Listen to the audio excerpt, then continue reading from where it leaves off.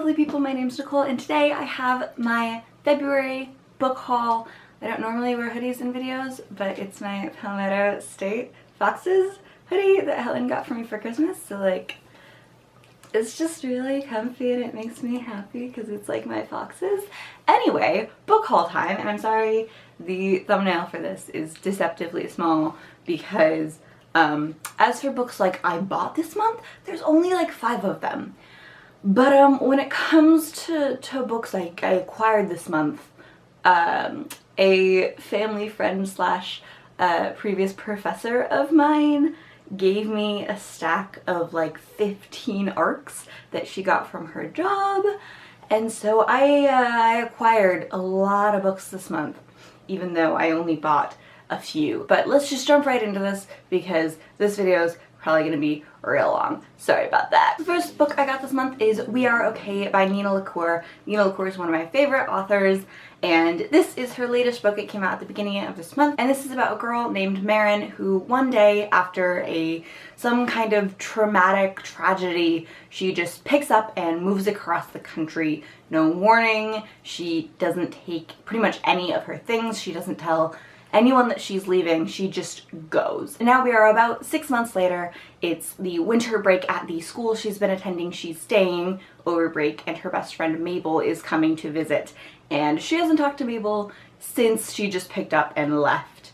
So there's a little bit of tension there. It's told in a split timeline. Half of it is her and Mabel trying to reconnect, and half of it is going back and looking at what happened that caused Marin to leave. And there is an LGBT element to this book. Marin and Mabel were a little bit more than just friends. I've already read this, and I will talk about it in my wrap-up. Then I got The Princess Saves Herself in this one by Amanda Lovelace, and you may be thinking to yourself, hey, Nicole, you hauled this like 2 months ago. Yep. Yes, I did. There was a new edition published because the previous one was self-published, and I loved it so much, and I love Amanda Lovelace so much that I had to buy the new edition. So I did.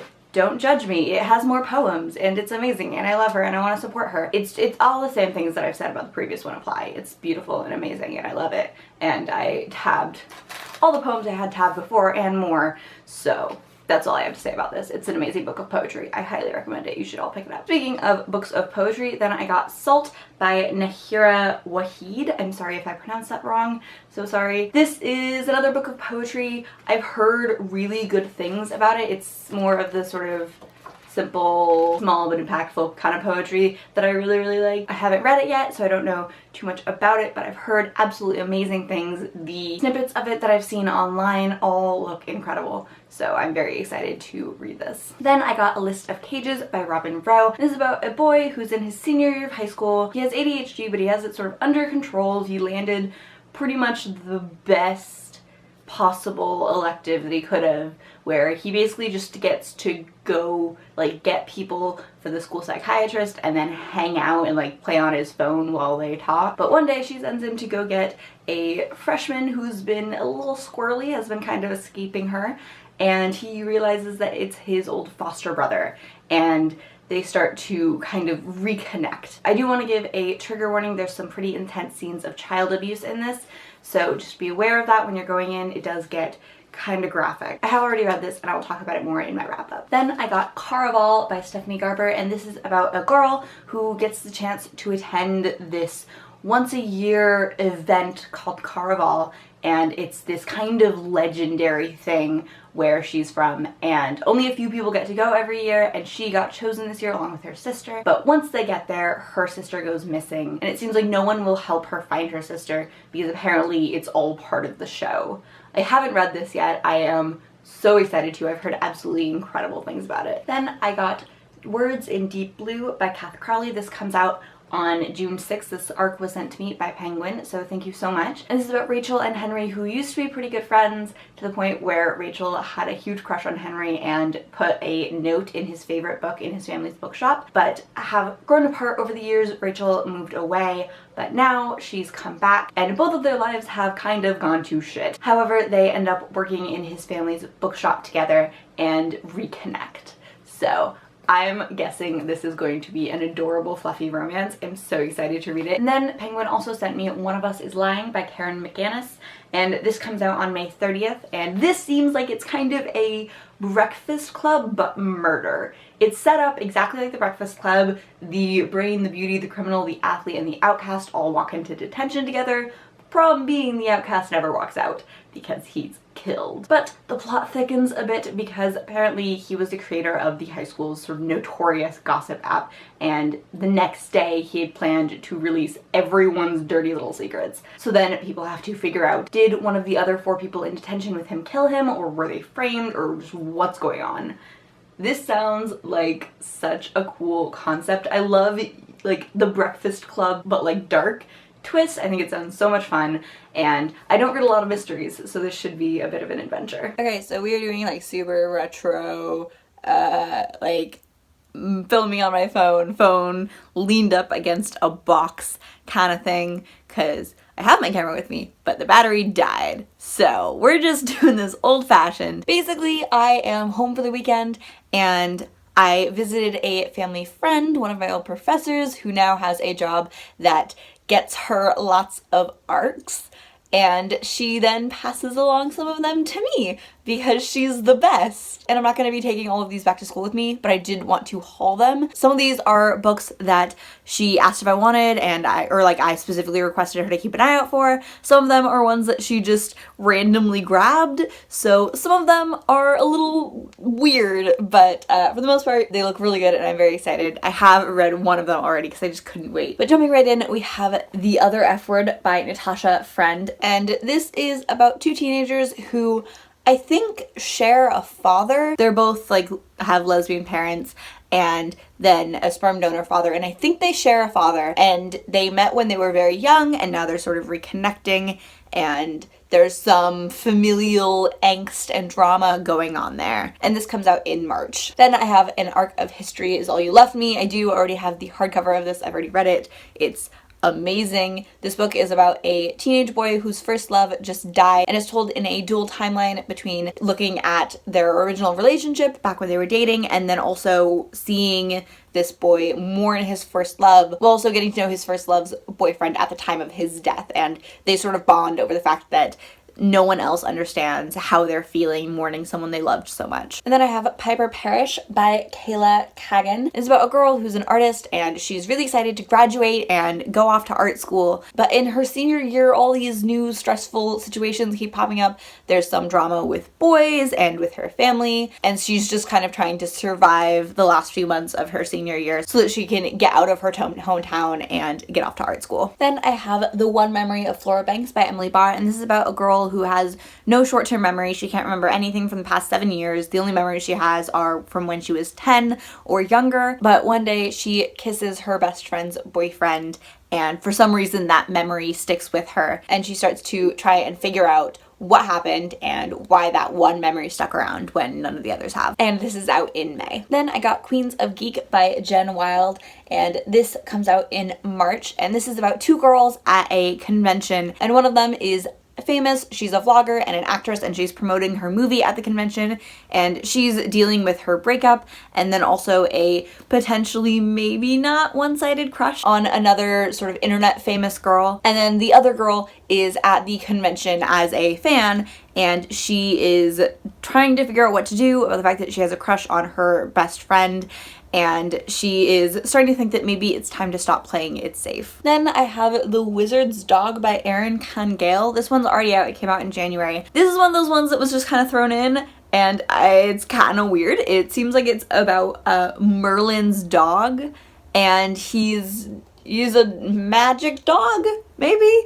I don't know. But Merlin gets kidnapped, and so he has to like go save him, and it's told from the point of view of the dog. I'm not sure if this is YA, adult, middle grade. I have no idea, but it's one of those ones that it just sounds very weird, and like maybe weird enough that it's good. Then I have The Murderer's Ape by Jacob Wegelis. I'm sorry, I don't know how to pronounce that. And this is also already out. It came out in January, and I'm not quite sure how to describe this book. So I'm just gonna read the description. Sally Jones is not only a loyal friend, she's also an extraordinary individual. In overalls or a Maharaja's turban, this gorilla moves among humans without speaking, but understanding everything. She and the chief are devoted comrades who operate a cargo boat. A job there offered pays big bucks, but the deal ends badly, and the chief is falsely convicted of murder. For Sally Jones, this is the start of a harrowing quest for survival and to clear the chief's name. Powerful forces are working against her, and they will do anything to protect their secrets. So, I think this is told from the point of view of the ape, and it's like, I don't know, it sounds very strange, but there's illustrations in it. It's like chapter title illustrations, like Harry Potter style, but they're really pretty. It's a big book too, but it just sounds very strange, but we shall see. Then I have Goodbye Days by Jeff Zentner. And this is about a boy who was driving around with a number of his friends. He went to answer a text, and then he crashed the car, killing all 3 of his friends, and he was the only survivor. After this accident, he's obviously feeling super, super guilty, and it's a very stressful situation because not only is he mourning the death of his friends, he's also dealing with the survivor's guilt, and one of his friends' parents is pursuing like murder or manslaughter charges. And while dealing with all of these things, and the potential of like actually facing jail time for this, his grandmother and a number of his other friends start asking for goodbye days, basically days where they hang out and spend the entire day together and remember all their great memories together and all their great times together, and basically just have a really good chance to say goodbye before this kid's life maybe changes forever. And this is out in March. Then I have The Poison's Kiss by Brianna Shields, and this is about a girl who has this, I don't know if it's she has this power or she just wears like a special lipstick or whatever, but when she kisses people, they die. And so she works for basically the ruler of her country, and he orders her to kiss people who he wants killed. And it's been fine up until now. She's just been, kissing murderers and various criminals who she doesn't know them, and she knows that they commit a crime, so they probably deserve to die in the context of that society. But one day she's ordered to kiss a boy who she knows and likes and knows that he probably doesn't deserve to die, and so she has to deal with moral conflicts and also potentially romance and things like that. And this came out in January. Then I have As Red as Blood by Sala Sumuka. This is about a girl who she's decided she just needs to stay out of people's business. She's kind of messed up in that department before, and from what I can tell, it seems like she barely made it out alive. But one day she's in her school's dark room and she finds a bunch of washed bills, Euro notes, and she finds some of her classmates literally with blood on their hands. And so she gets caught up in whatever is going on with them. And then there are also these assassins who happen to want her dead. And this is already out. It came out in January. And then I have Star-Crossed by Barbara D. And this is out in March. And I've actually already read this as soon as I got it. I just kind of curled up and read it because I heard about this originally on Tumblr. I think the author's daughter posted about it. So I've been kind of keeping an eye out for it for a while now. Basically, this is a young middle grade book about a girl in 8th grade who develops a crush on one of her classmates who's a girl. She is kind of struggling because she's had crushes on guys before, but now all of a sudden she's crushing on a girl and she doesn't really know what to do about it, or if it's really a crush or if she just likes the girl as a friend. But it's all sort of structured around they're putting on this production of Romeo and Juliet, and the pretty girl is, of course, playing Juliet. Like I said, I've already read it. I will talk about it more in my wrap-up. And then I have, this is the only non-comic book, non-arc, and that's The Forbidden Wish by Jessica Curry. And this is an Aladdin retelling told from the point of view of the genie, who in this case is not Robin Williams, but is instead a girl who is maybe potentially falling in love with Aladdin.